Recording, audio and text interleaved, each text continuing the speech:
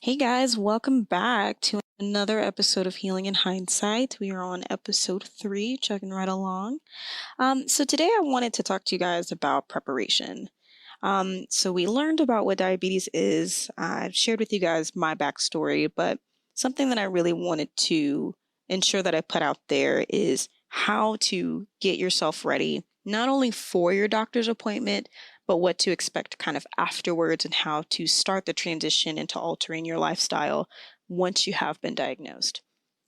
So, you're about to have your doctor's appointment, you're nervous, you're not sure what to expect or what to ask. So, what do you do? And that's where this episode is really going to help out, I believe, is, we're going to go over how to prepare, what to expect, what to ask of your doctor, and other tools and tips to kind of jumpstart your road to getting back on track. And so being prepared is really about, what you can do to maximize your time with your doctor. We all know you spend 30 minutes waiting and 5 minutes discussing. So the quicker you can get to the point, the better, right? So in this episode, we'll again cover preparing before your appointment, things that may come up in your diagnosis, and then just any personal tips and suggestions that I may have, and things that I've done. So with that, let's jump into it. You're listening to Healing in Hindsight, a health and wellness podcast where we strive to conquer type 2 diabetes. Hosted by me, Taylor Danielle. When I was first diagnosed, I didn't have a lot of people around my age who lived similar lifestyles to learn from. I want you to know you're not alone, and we'll have real, honest, and vulnerable conversations about it all. Here, I share my struggles, tips, and more.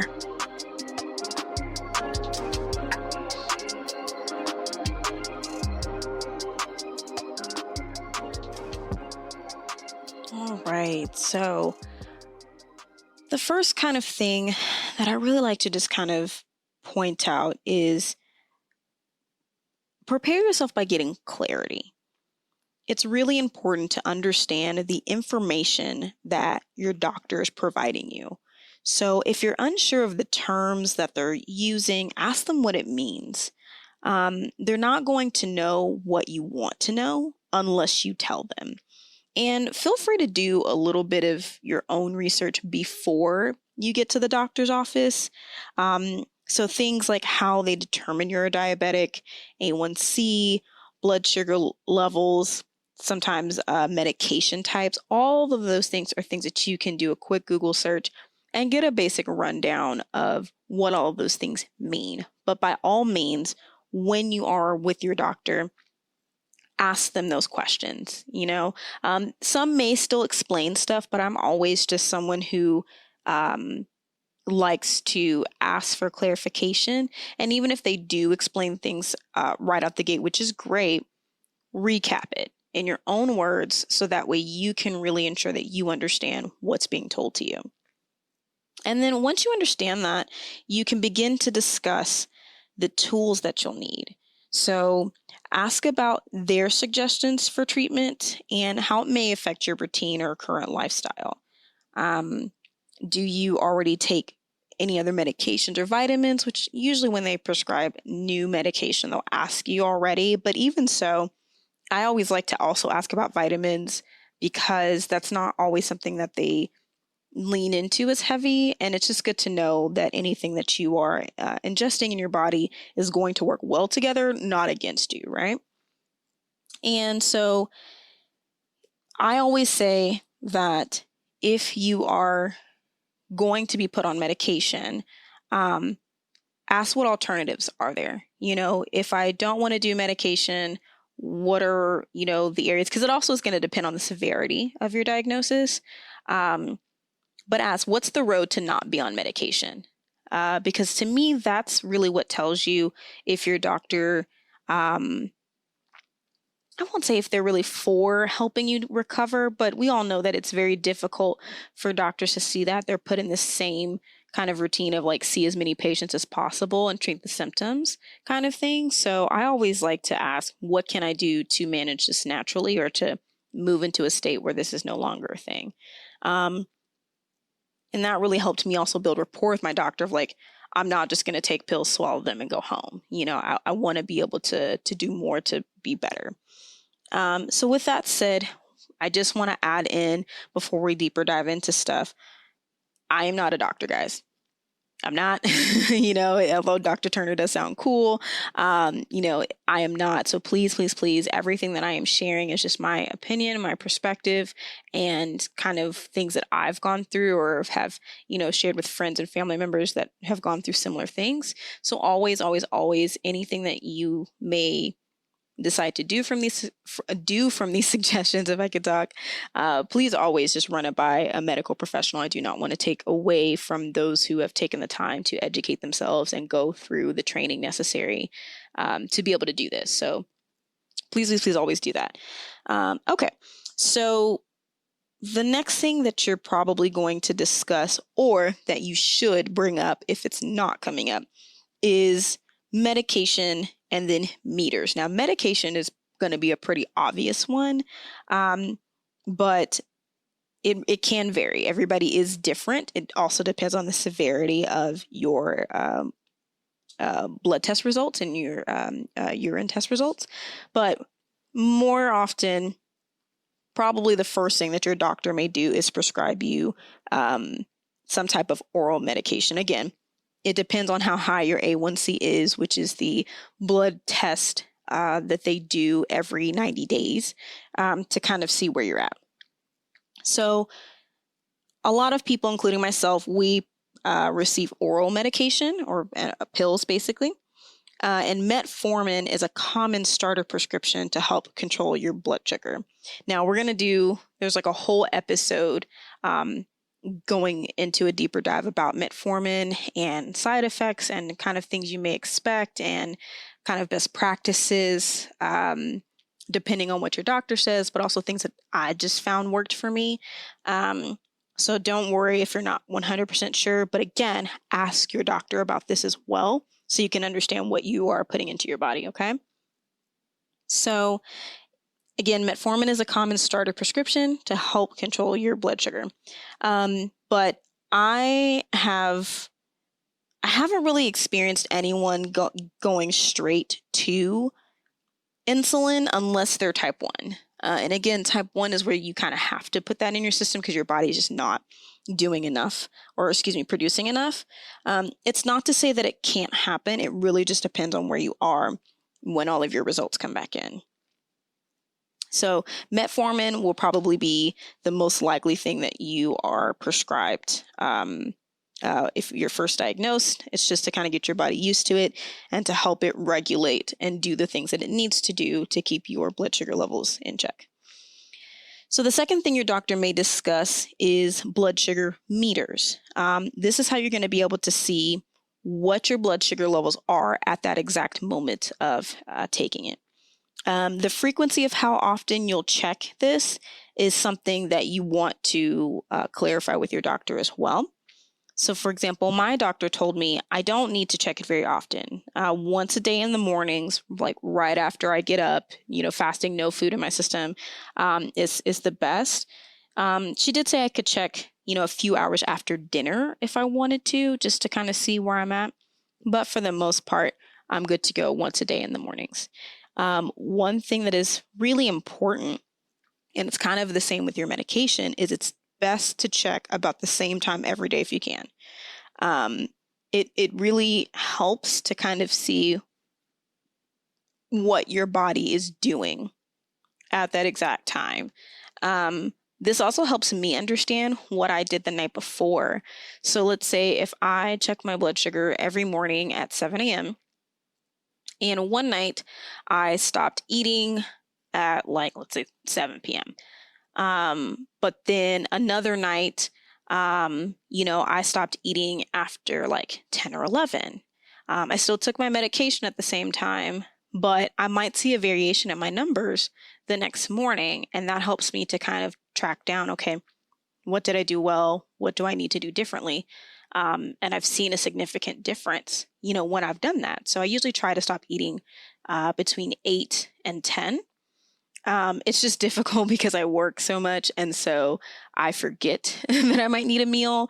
And also what you're eating. There have definitely been nights where like it's the weekend and, um, we're all in the house and I want to watch a movie and maybe have a little bit of ice cream or some popcorn or some chips or something. And all of that is still sugar, right? And so even if I take my medication, there's more sugar in my system that it still has to process on top of the medication doing its thing. Then, another night where I had dinner at 8. I was pretty much done by 8:30, and it was mostly like protein and veggies and stuff like that.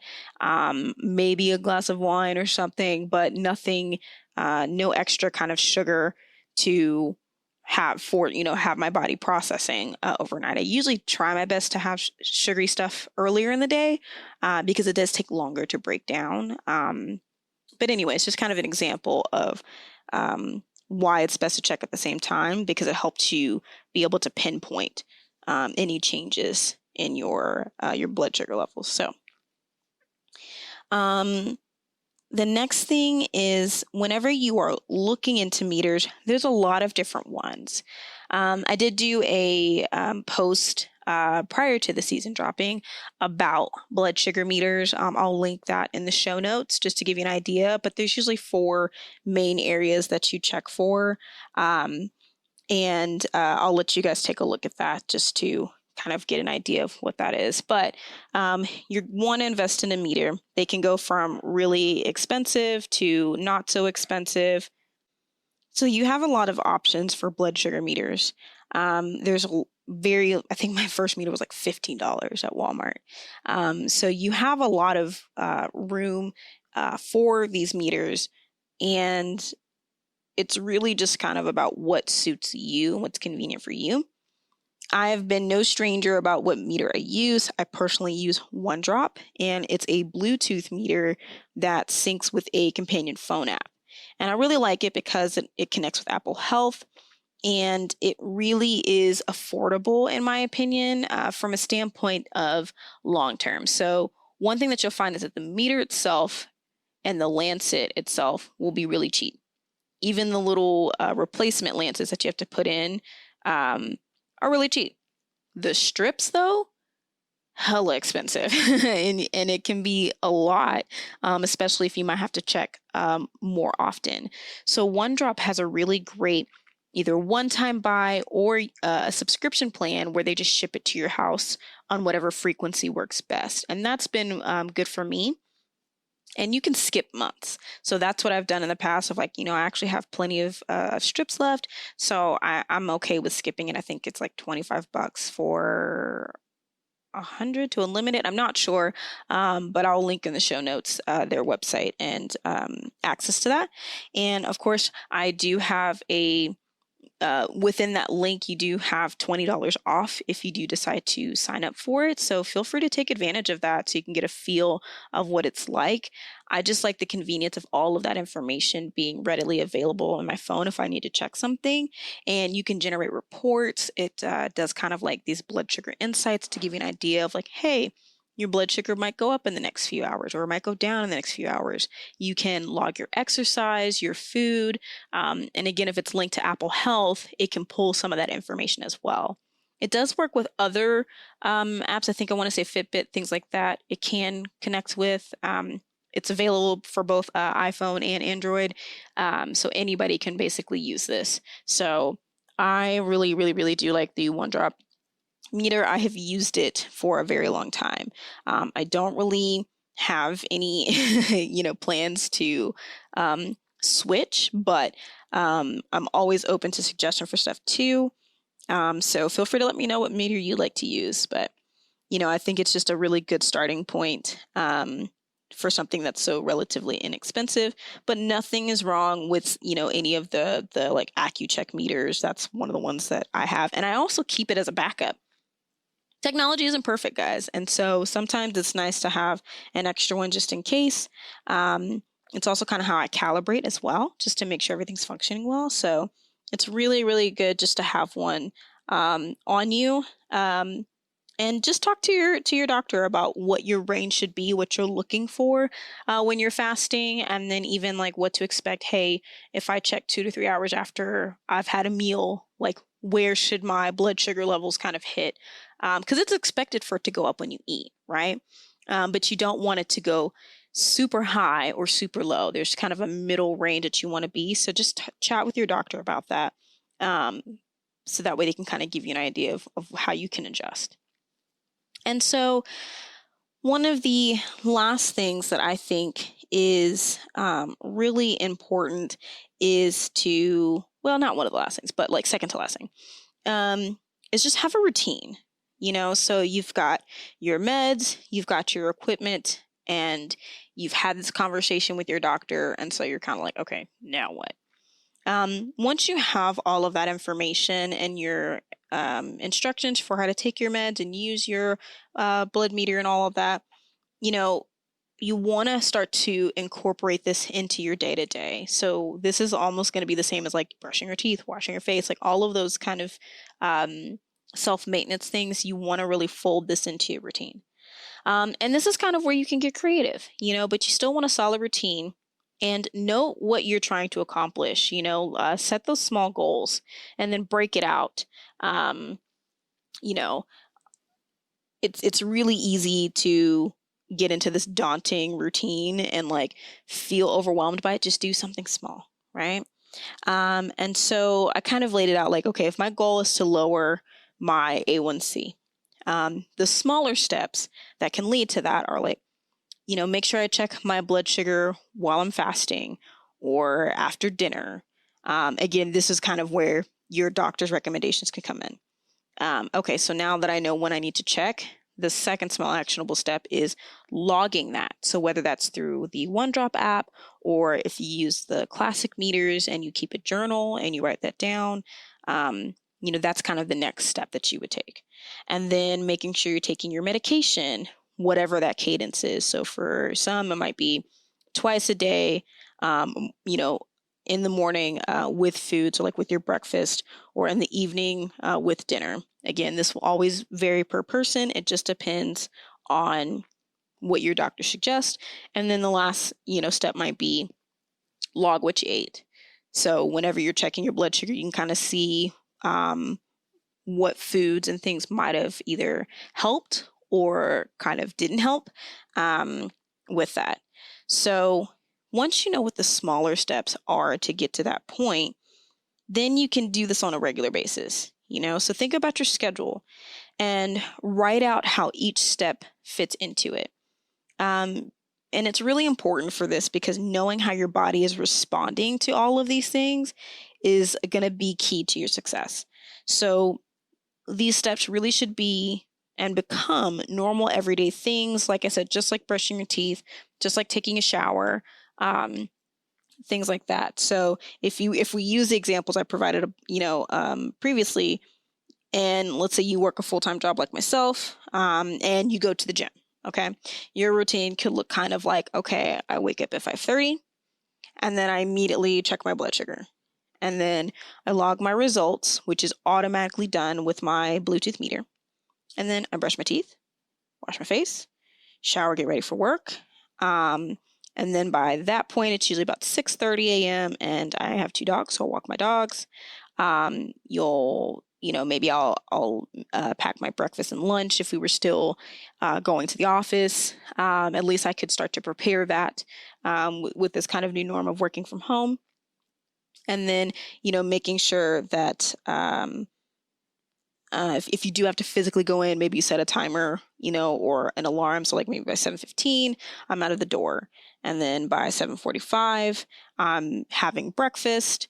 7:15, I'm like down the street from my old office, so it wouldn't take me long to get there. But yeah, so by 7:45, I'm at work early before I actually need to start my shift, get my breakfast together, eat that, take my medication, because you typically want to take metformin with food.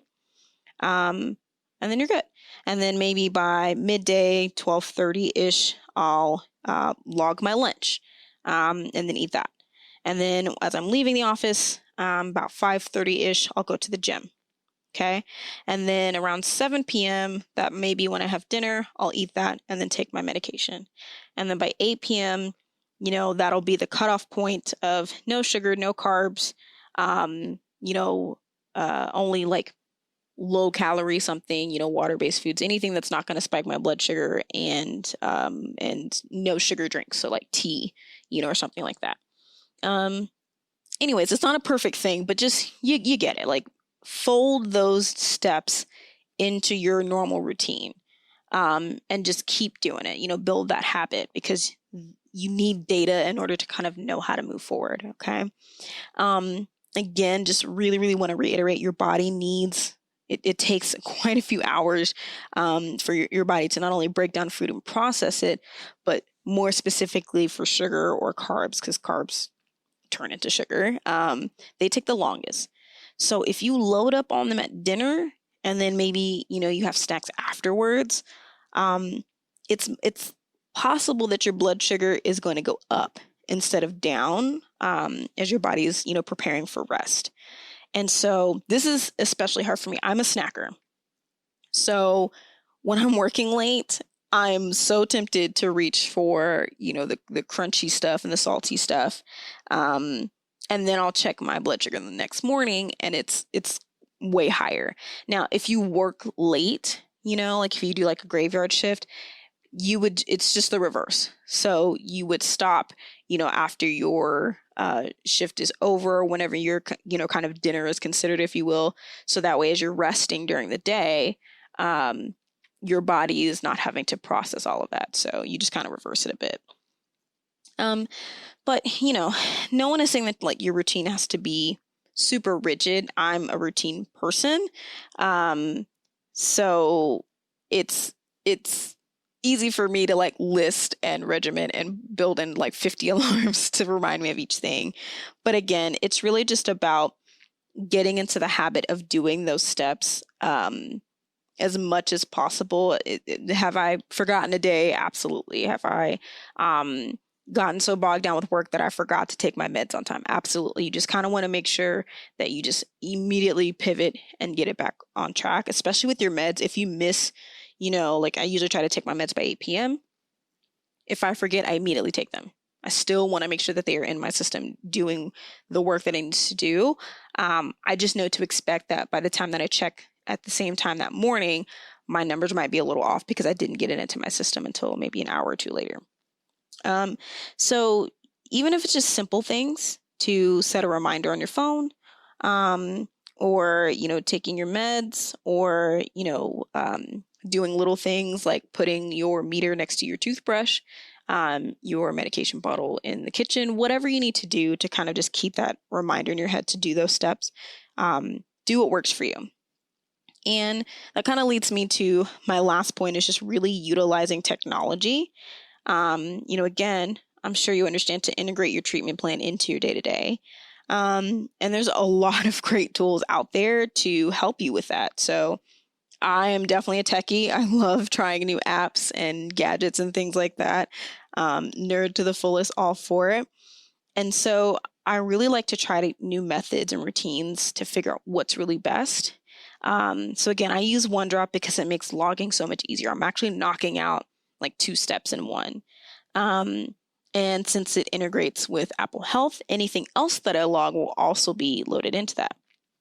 Now, logging my food is still a challenge. And sometimes I used to keep a journal and write it down. I do like to bullet journal. And so I use that as like where I keep my thoughts and as a planner. And I've been experimenting with doing more digital bullet journaling. I do have an iPad Pro that I use. I do love paper though. It's so hard. I'm a stationery whore. I love pens, sticky notes, notebooks, journals. I will just buy notebooks if they're pretty because I just want to have a library of thoughts one day, because I still have this old school way and feeling that like, as much as I love tech, tech can go wrong, paper can't, right? So find what works for you. But I do like to try to use apps like there's like Carb Manager, which also has kind of a keto focus, which is helpful. It grades the food that you scan. Then I went back to my Fitness Pal and, I don't know, it's just helpful to sometimes have it there, especially if I'm focused on something in particular, like having a high protein, kind of diet, things like that.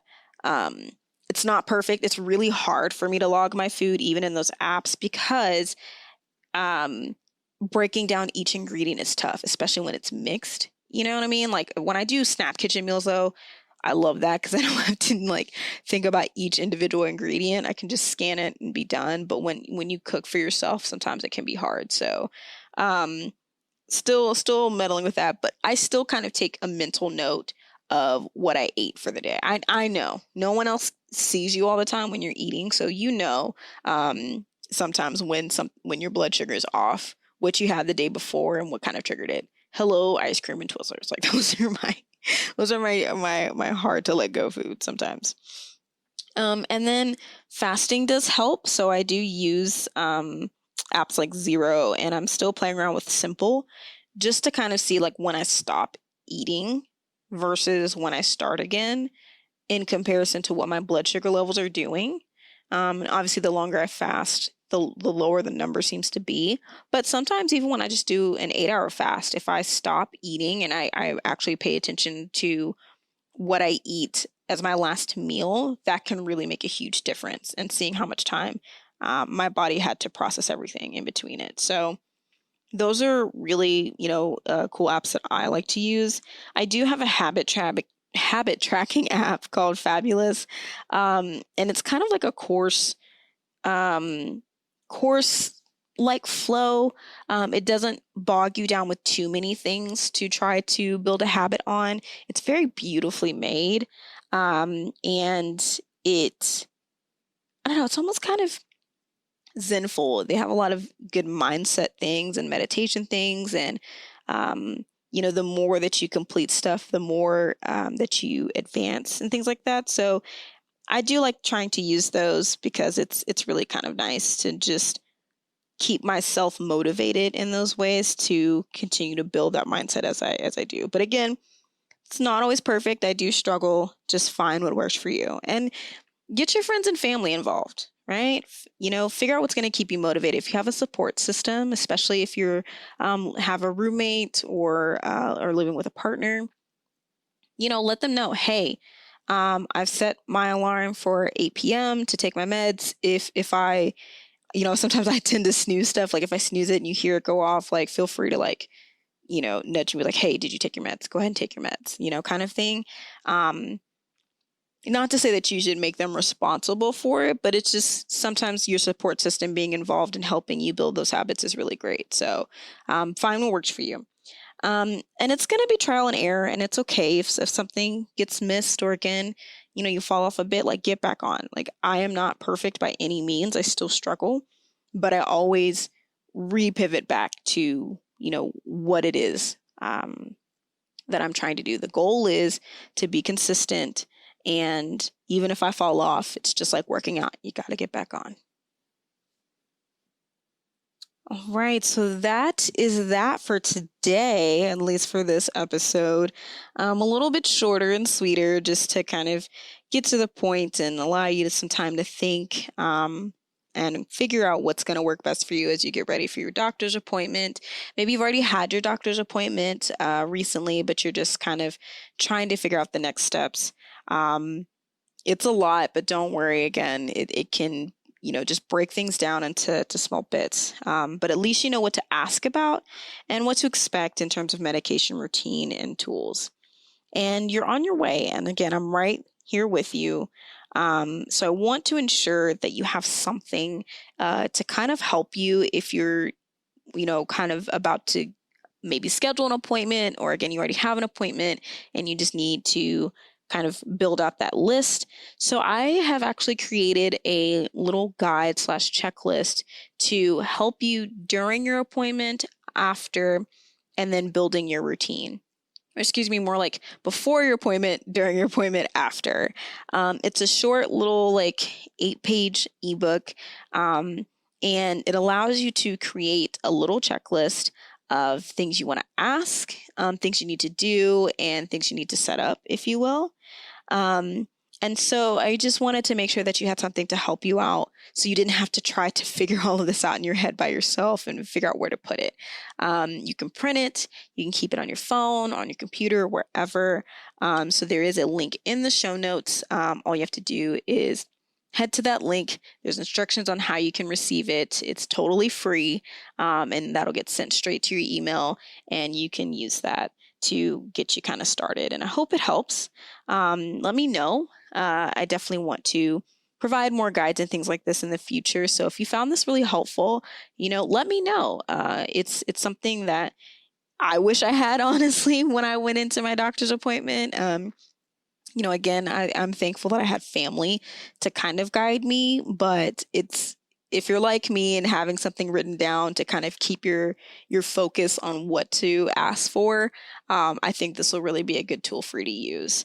And feel free to reuse it over and over again. There's some blank sheets there that you can repurpose to continue to log your journey as you're going through this. So, again, having this guide is a great way to stay on top of things when it gets a little gray. And I just want it to be as clear and easy as possible for you. So check out the link in the show notes. You'll receive an email copy that you can print out or, again, keep on your phone. And then, of course, if you really enjoyed this episode or any of the episodes, be sure to be sure to subscribe on your preferred listening platform so you can get the full season and be updated when I do have new episodes available.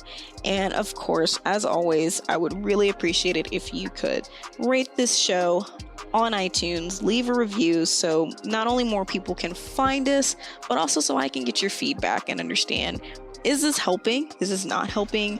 What kind of things are you wanting to get more insight on? What do you want to hear about from me? All of that, I'm open to suggestion. As much as this is my show and I want to kind of just present myself and be me, it's also helpful to know where your guys' heads are at and what kind of questions kind of pop up for yourself. So head on over to iTunes, Spotify, wherever podcasts are available, and hit that subscribe and, of course, rate.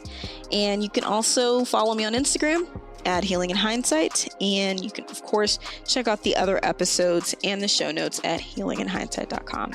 Until next time, guys, hope you have a good one.